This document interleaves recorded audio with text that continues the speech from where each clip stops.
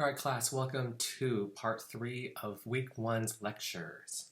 So this last part is really going to talk and address more of the material that we're going to be covering and reading in the beginning of chapter 6. And really talking about the different characteristics of what we call variables. So let's talk about what a variable actually is. So as we can see here, a variable is a characteristic of whatever it is that we're studying, whether it be a person, a thing, a phenomenon, a behavior. And these characteristics actually change. They vary from every single case or every single individual, every single place. Whatever it is that you're studying, for every single case that you are investigating or that you have as part of your sample, they differ. And this is why variable, the root word of variable, is vary. And so if you think about this class, Health Science 349, well, some things that are variables in our class is age.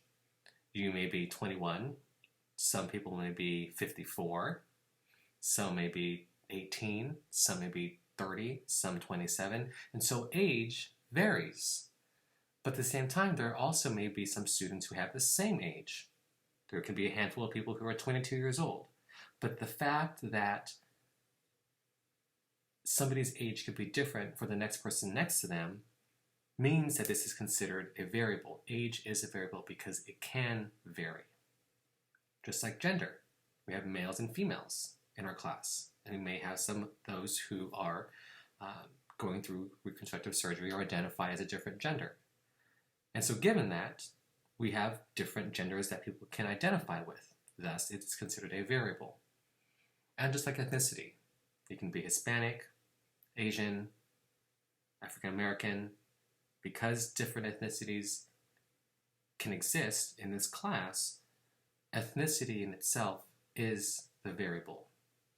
The actual responses to these variables is what we call the responses. 18, 19, 20, those are the possible responses to the variable of age. Male, female, transgender. These can be responses, possible responses to the variable gender. Caucasian, Hispanic, African American, Asian, these are possible responses to the variable ethnicity. But a constant, again, is also a characteristic of the same, of whatever it is that we're studying.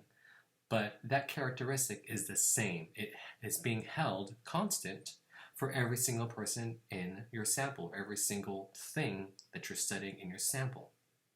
So if you're thinking about our class again, well, everybody had to have a high school diploma in order for you to actually make it to college, whether that be a GED or an actual diploma. So that is a constant. Same thing, everybody here is a student at Cal State Fullerton. So given that, that is also something that's a constant. That does not vary. And because this is an online class, and hopefully you're watching this on a computer or some type of multimedia device, well, that is also something that is a constant. Everybody in our class is a computer user. So having a high school diploma, current student at CSUF, computers, these are all constants because they hold true for every single person that you're investigating, every single case that makes up your sample. But let's talk about variables a little bit more. Variables can actually be broken down into two different types: independent and dependent variables. And so let's talk about the independent variable. This is a variable that we believe to cause or explain or have an effect on something else. And that something else is the dependent variable. Now I do want to just briefly mention that we use this word cause and effect in statistics very, very loosely. And we actually don't really want to use cause and effect because, as we'll learn later on in the semester, this whole idea of causality is something we can't really state for certainty when it comes to statistics. And so I just like to use these words at the very beginning of the semester to help you guys understand and differentiate what the independent and the dependent variables are. The independent is a thing that we think has an effect or causes something to happen for something else. This is also known as the predictor. Whereas the dependent, this is what we like to call the outcome. What is it that we're trying to predict? And the value or the result of this dependent variable is dependent upon the independent variable. So the dependent variable depends upon something, and that something is your independent variable. So when it comes to identifying what an independent variable is and a dependent variable is, you really have to think and read the research question and the hypotheses carefully. Because in one research hypothesis or one research question, a variable may be the independent variable, but in another research question or hypothesis, that exact same variable may very well be the dependent variable. So it's really based upon the research question and or the hypothesis that's presented to you that's going to then tell you what the IV and what the DV are. So here we go. First hypothesis. We expect adolescents who experience strong feelings of peer pressure to consume higher rates of alcohol compared to those who do not experience strong feelings of peer pressure. So go ahead and pause this video, reread this hypothesis, and see if you can identify what the independent variable is and what the dependent variable is. Once you think you have your answer, unpause the video and see if you got it right.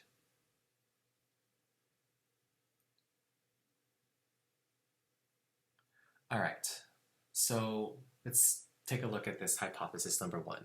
We expect adolescents who experience strong feelings of peer pressure. Okay, so we're talking about people who may be experiencing feelings of peer pressure. So we have one group of people. And we want to see, do these people, we're saying that we expect these group of people to consume higher rates of alcohol compared to people who do not experience strong feelings of peer pressure. So now we actually have two different groups of people. We have adolescents who experience strong feelings of peer pressure and another group of people who do not experience strong feelings of peer pressure. And then the last thing that we have in this hypothesis is consumption of alcohol. So consume higher rates of alcohol. So we have three things that we see here. We have one group who have peer pressure, another group who does not experience peer pressure, and then alcohol. So what do we think is going to be the outcome? Well, we think the outcome is actually going to be alcohol consumption. And the thing that's going to kind of predict or lead to somebody having higher rates of alcohol consumption is whether or not that person experienced strong feelings of peer pressure. So peer pressure is going to be your independent variable, because somebody who may experience strong feelings of peer pressure, we think that they're going to consume higher rates of alcohol. So that predictor or that cause is going to be peer pressure, and the outcome is really going to be alcohol consumption. Hopefully you got that right. So let's take a look at this second hypothesis. We expect adults ages 50 plus with high rates of alcohol consumption to have higher rates of heart disease compared to those who do not consume alcohol. Pause the video and see if you can identify what the independent and the dependent variables are. When you think you've got your answer, unpause the video to see if you got it right.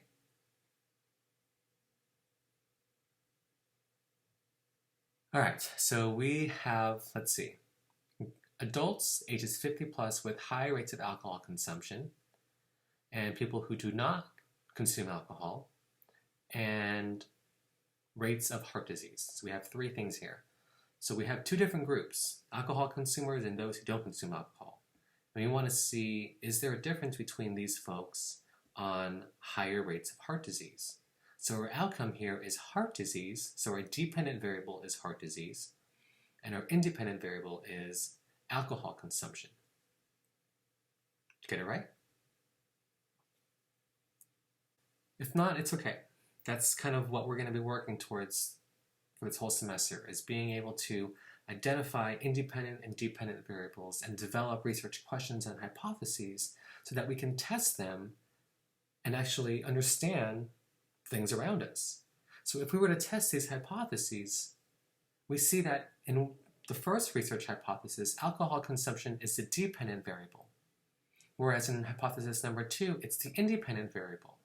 And so if we were to actually collect information from adults, older adults, and young adults, and ask them about their alcohol consumption, ask them all about peer pressure, ask them all about heart disease, we can actually tease out and actually figure out whether or not these two hypotheses are true or not. And if we find out that they are true, well, what can we do to make sure that we reduce the rates of alcohol consumption? Because if we do reduce the rates of alcohol consumption, we know that we can reduce heart disease. And we know that heart disease is one of the leading causes of death among Americans. See how this is all starting to tie together? Okay, so let's move on a little bit to learning more about some characteristics of variables. So variables can either be discrete or they can be continuous. And when we mean discrete, what we mean is essentially whole numbers. Can the characteristic itself be broken down into any smaller units? So if we're talking about favorite color, well, can color be broken down into a smaller unit? Not really. I mean, if you talk about green, my favorite color is green. Oh, does that mean your favorite colors are blue and yellow? Because if we break down the color green, that means blue and yellow. Well, yes, in a technical sense. However, that does not mean my favorite colors are blue and yellow. My favorite color is green. So favorite color, that variable, the characteristic and the responses cannot be broken down into smaller units. Some other examples. How many children do you have? None. 5 kids. 3 kids. 2.5 kids. Huh? There's no way you can have 2.5 kids. What about the number of texts you did in the last month? Well, have you ever looked at your phone bill? Maybe you actually don't pay for your phone, so you don't actually ever see the bill. But if you ever take a look at the bill, take a look to see how many texts are actually charged. Because you'll never see 1,532.5 texts. There's no such thing as half of a text. You may send half of a sentence to somebody in a text and have to send another one, but you just got charged for 2 texts, not 1 text. And then, number of times you ate fast food in the past month. How many times have you guys had Carl's Jr. or Jack in the Box or all those other fast food places? It's all going to be a whole number. There's no such thing as a half or a quarter or a third or a fifth of children or of texts or of times you ate fast food. So if you can answer and ask yourself, can this response be broken down into a smaller unit? If you can say no, then that is a discrete variable. But if you can say yes, it can be broken down into a smaller unit, well then this is what we consider a continuous variable. So for example, how much did you spend in groceries this past week? Well, maybe you paid with a $20 bill, but your price in groceries actually broke down into something smaller, $5.53. Well, dollars can actually be broken down into cents. So yeah, price of groceries is a continuous variable. Here's a little tricky one. Number of bathrooms in a house. Have you guys ever heard of a half a bath, quarter bath, 3/4 bath? These are true. If you ever have a house and you just have a sink and a toilet, well, that's not considered a full bathroom. A full bathroom is if you have a sink, a toilet, and a shower, or a bathtub. And so, number of bathrooms can actually be broken down into smaller units. And thinking about the percentage of people in a sample who are married. Let's say we have 100 people. We can actually break these numbers down into percentages. 55.5% of our sample were married. And so percentages can make sense because they can be broken down into smaller units. And so again, you want to ask yourself, when you're working with discrete and continuous variables and trying to figure out which one they are, ask yourself, can I break down this particular response into smaller units? If you can, it's continuous. If you cannot, it's discrete. Okay, and now let's talk about levels of measurement. So levels of measurement. This is the type and the amount of information that values or responses of a variable contain. So we have 4 levels of measurement, and we start in this order, with nominal being the lowest, and we'll see ratio being the highest. So we have 4 levels of measurement. The first 2, nominal and ordinal, are what we consider qualitative variables. That means we're really much working with just categories. We're working with groups. And that responses, when we put numbers to these responses, they actually don't mean these numbers. It's just a code. So for example, if we said gender, male or female, well, those are 2 different groups, and those groups don't have real numerical values. But as we'll see, in order for us to actually work and do some statistical analyses, well, we have to work with numbers. So what we do is we actually code these groups, male and female, and we assign them a number. Whether we say males are 0 and females are 1, or males are 1 and females are 2, we just assign these numbers as simply codes, as labels.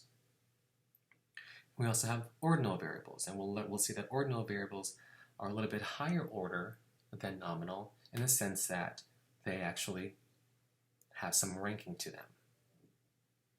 And so nominal and ordinal, these are qualitative variables because there's no real numerical value to these responses. Whereas interval and ratio, these are what we can consider quantitative variables. And these are the variables that can be either considered discrete or continuous, because these are the variables that the responses, which are numbers, well, those numbers actually mean those particular numbers themselves.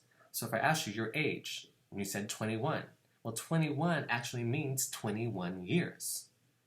And so we'll see that interval and ratio variables are considered quantitative because they're real numbers, whereas nominal and ordinal variables are considered qualitative because they're more about categories and groups.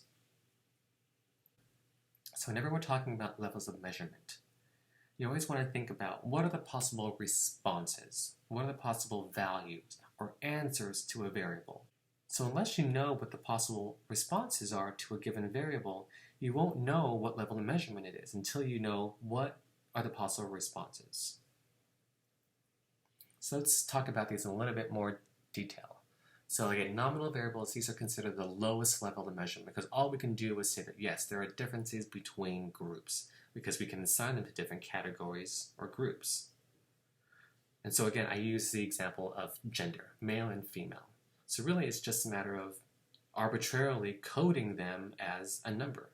So if we said males are 1 and 2 are females, well, it doesn't actually mean that females are twice as much as males because 2 is twice as 1.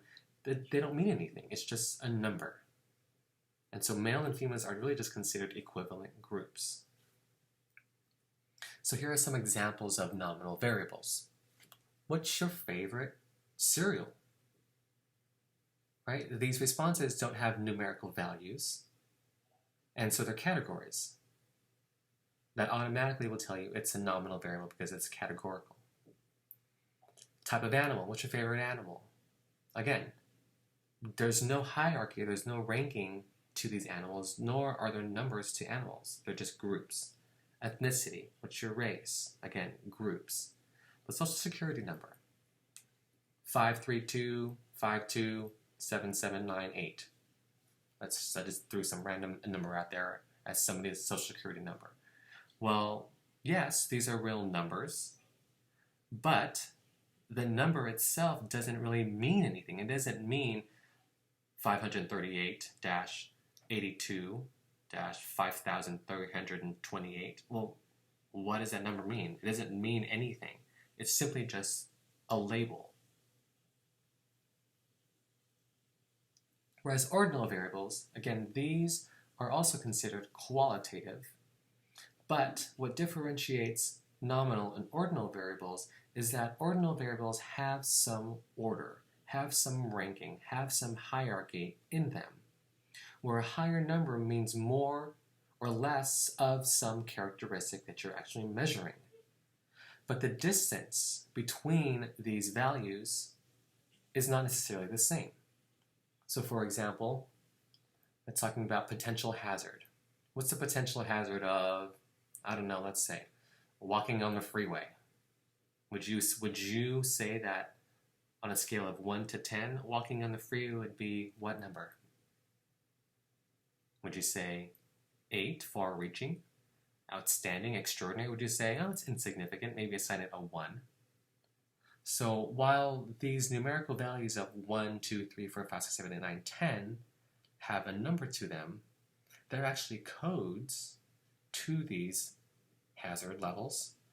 And even then, if I just said from 1 insignificant to 10 extraordinary, and I didn't give you really what we call anchors for all the other numbers, really how do we quantify the difference or the distance between something that is considered outstanding or extraordinary in terms of their potential hazard? And is that distance between a 9 and a 10 the exact same distance between a 3 and a 4? Right? So now we're seeing that, well, yeah, there is some order to these numbers or to these categories, but the distance between them is not necessarily equal. When we're talking about your ranking among your classmates, well, we have GPAs. We can use our GPAs to say, oh, you're the top of the class. You're ranked number 1. You're ranked number 2. You're ranked number 10. Well, the difference between the number 1 and number 2 students may be a difference of, I don't know, 1/10 of a point on a GPA. But the difference between somebody who's in 3rd and 4th place in terms of ranking may be a whole, I don't know, 1/2 of a point. And so the distance between each of these categories or each of these responses may not necessarily be equal. And even then, these numbers don't actually have a real numerical value to them. And so let's talk a little bit more about ordinal variables, because we can actually differentiate ordinal variables to what we consider grouped ordinal variables and what we call full rank ordinal variables. So when we talk about group ordinal variables, this is where participants, the people that you're sampling, asking data from, they get to choose from a limited number of ranks available. So thinking about the potential hazard scale from 1 to 10. If I ask you, what's your pain level right now? 0 is no pain, a 10 is the worst possible pain ever. People can be ranked and categorized in the same level. You know, out of a sample of 100 people, maybe 20 of them gave me a pain level of 0. 50 of them gave me a pain level of 10, so on and so forth. And so grouped ordinal variables, multiple people can actually fit or answer any given response. However, full rank ordinal variables, this is like a contest. Thinking about your ranking, there's only going to be one first place, only one second place, one third place. And so only one person can fill in each of these positions. Unless, of course, there are a tie for any position, then that way you'll have 2 people. But other than that, you're always going to have just one person in each of these positions. So these are the differences between grouped ordinal variables and full rank ordinal variables. So now let's move on to our quantitative variables. Interval variables are the type that now have real numerical value to them. And so now we're moving up the chain of level of measurement, where, remember, I said nominal variables are the lowest level of measurement. And then we're moving up that totem pole to ordinal variables, because now those groups have some hierarchy or some order or ranking to them, but we don't actually know what the distance or the difference is between each of those rankings. And now we're moving into quantitative variables, a higher level of measurement. Because now, not only is there differences between possible responses, and those possible responses have some hierarchy and ranking and order to them, but now those possible responses actually have numbers that are meaningful. The numbers actually mean something. They're not just codes anymore. So for example, if I asked, what's the temperature out? Well, if you said 72.5, well, 72.5 means 72.5 degrees Fahrenheit. That actually means that number.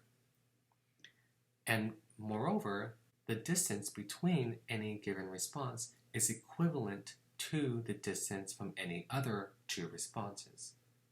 So for the difference between 71 and 72 degrees Fahrenheit, it's the exact same difference between 72 and 73 degrees Fahrenheit.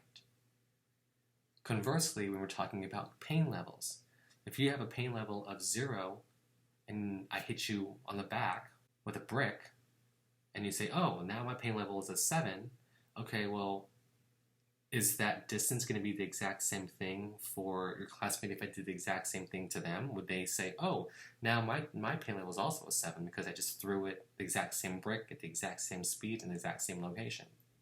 It may be different for them, right? It's subjective. Well, now interval variables, they are not subjective. They actually are measurable.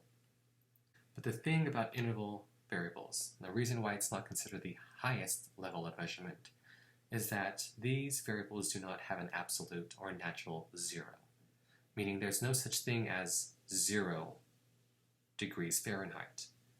While we do have 0 degrees Fahrenheit, that doesn't mean that there is no heat or is no cold. It's just, it's really, really cold. It doesn't mean that there's no temperature out.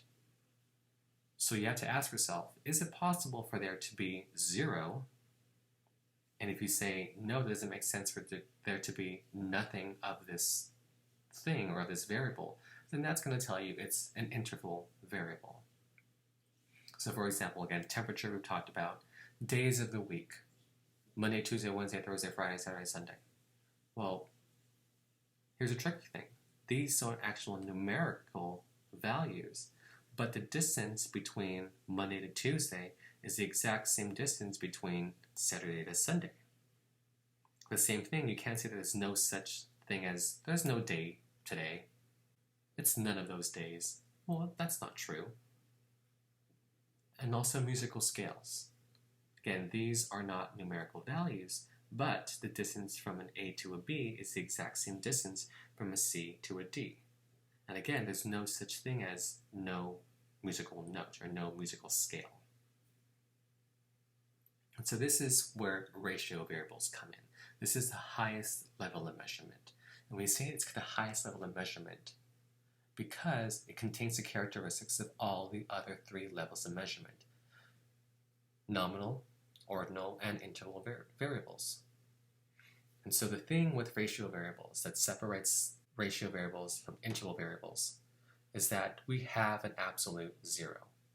So for example, if I did 0 sit-ups, that means I did no sit-ups. There's no such thing as no sit-ups. But you can't say there's no such thing as a day, because there's always going to be a day, whether it's Monday, Tuesday, Wednesday, Thursday, Friday, Saturday, or Sunday. And moreover, we're actually now able to state ratios, where if I did 20 sit-ups is twice as much as doing 10 sit-ups. So now we can actually start comparing and stating ratios when we have these types of variables. So here are some examples of ratio variables. The time it takes you to do something. Well, even though nothing takes 0 time, a reading of 0 on the stopwatch means no time.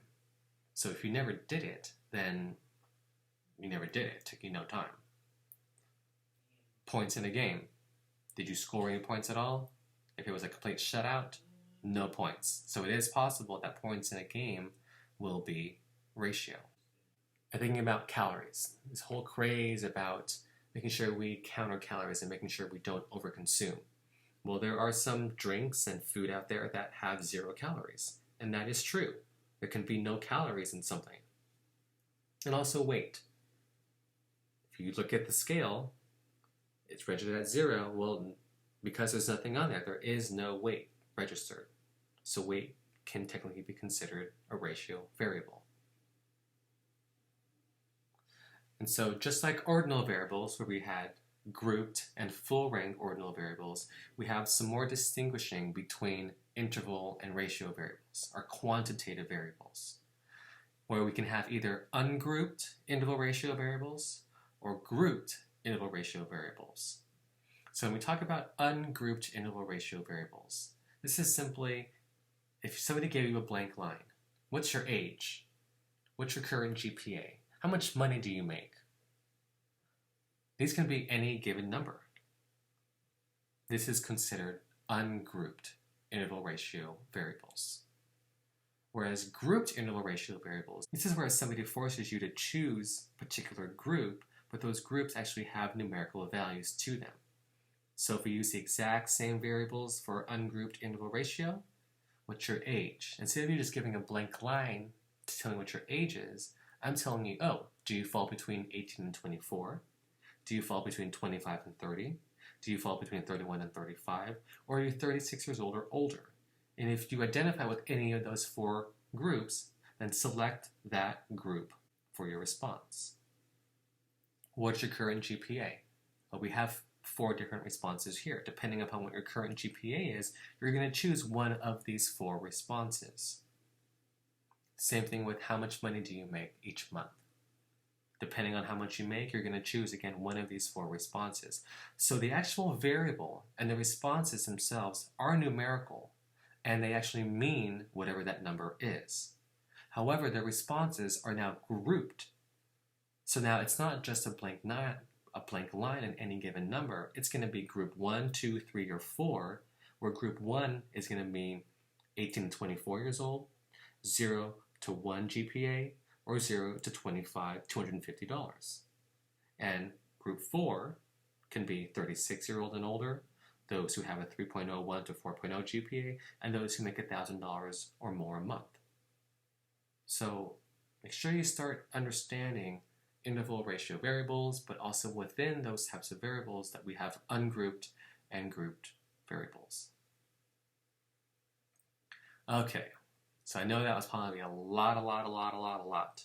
And again, this is kind of one of the reasons why we talk about this from the very, very beginning, because I want to make sure that you guys start learning about this and start thinking about this every single week, because this is really the basis for statistics and being able to classify and identify what the level of measurement is for any given variable that you're working with.